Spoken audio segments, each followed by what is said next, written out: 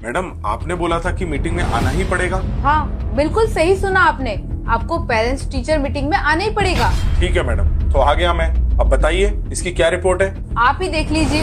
Reports बिल्कुल भी अच्छी नहीं है इसकी, सिर्फ पासिंग मार्क्स ही आए हैं। लेकिन इसके कम मार्क्स क्यों आए? पढ़ाई पे बिल्कुल भी ध्यान नहीं है इसका, और ना ही आप लोग ध्यान देते हो।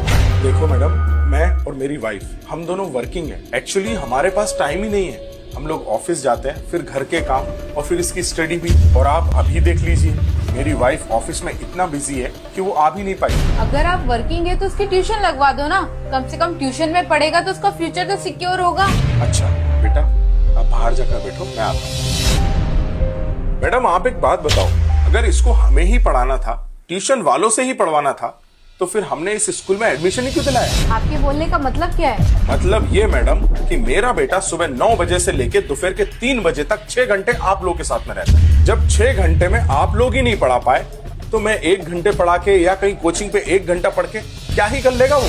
देखिए, मेरा मतलब वो नहीं था।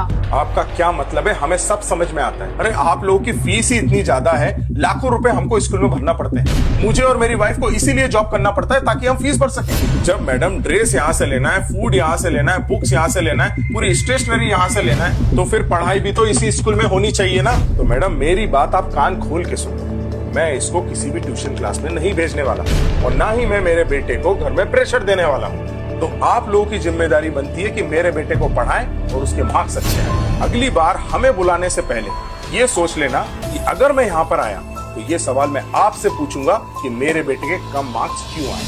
सो madam, I hope you understand my point. This line is not for only my son, this is for all the students. Thank you.